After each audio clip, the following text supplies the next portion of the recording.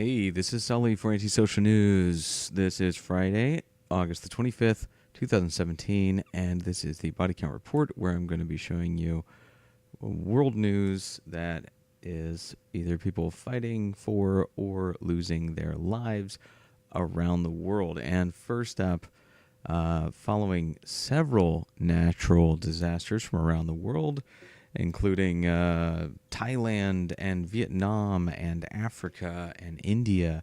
China now is losing dozens of people to a mudslide. So check it out. There's a video in this link in the description below. Moving on to Times of Israel, where Iranian army chief warns Israel will not survive the next 25 years. Now, these are more not so veiled threats against Israel from Iranian leadership.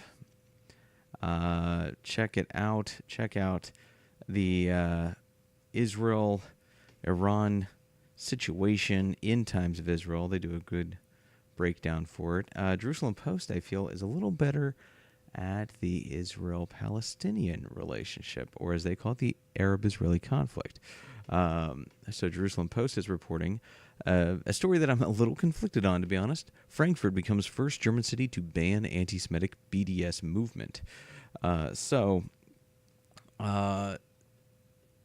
This is the Boycott, Divest, and Sanction movement, which is completely anti-Israel and in many ways, in many cases, completely anti-Semitic. Now, they will complain and state that they're not, but they have incited, the BDS movement has incited more violence against Jews than any American hate group. So it is definitely something that I'm glad to see that the world is paying attention to. Now, where I am a little conflicted on this is because I am very much pro freedom of speech, and it concerns me when I see groups being banned or their message being banned.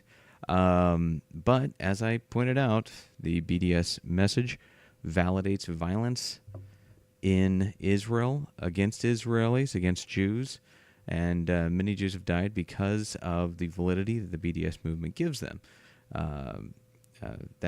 That really honestly can't be said for...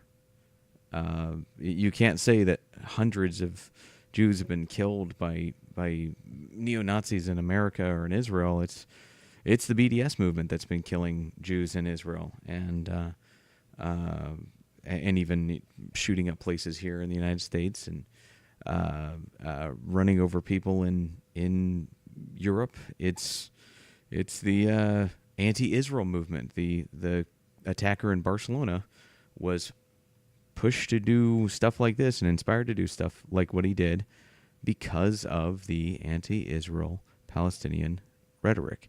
So moving on to Irish Times, where they're going to go into media's involvement in stirring up fears. And I think this ties into the dangerous rhetoric concept here in Frankfurt. In Rotterdam, they're talking about how the media stirred up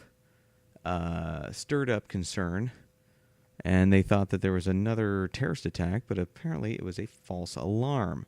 And they're actually saying that the worst part about the incident is that the media were the ones sowing fear and confusion, which I think is incredible that they have this level of self-awareness, because here in America, where you're much more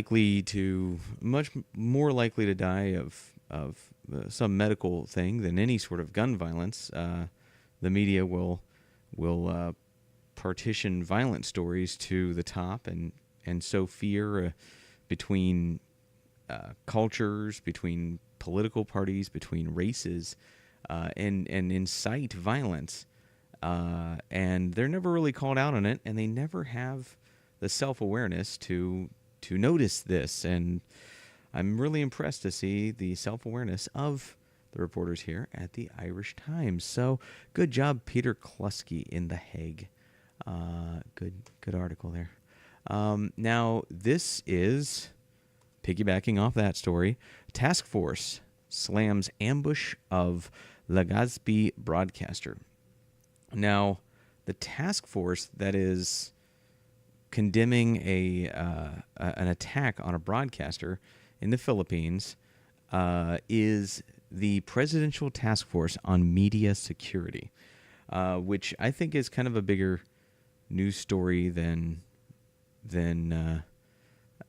that's the biggest thing out of the news story that I'm learning, because I think it's horrific that this newscaster, Sassis, was attacked.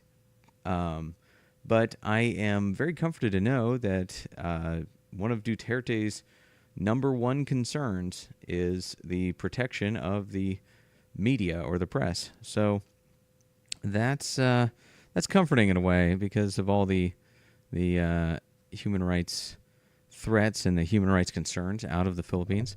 It's nice to know that they will have a free press. And as you know, if you watch this show, if you watch the Body Count Report, I love the Philippine press. Keep up the good regional reporting, Manila Times, and stay safe. Irish Times again. Actually, this one I have two links on the same story.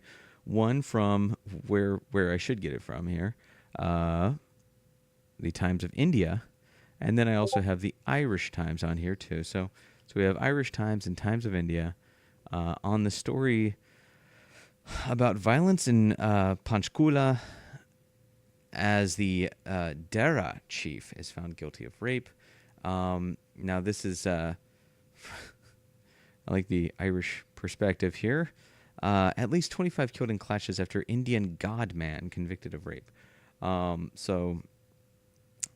This is a pretty wild story. Apparently, this leader of a group that is apparently a cult leader is convicted of rape, which I don't know where to go with the story. It's just, check out the links in the description below. As always, this is for you. This is for you. Anybody who watches this show, who's interested in these life or death situations around the world, this is what it's all about.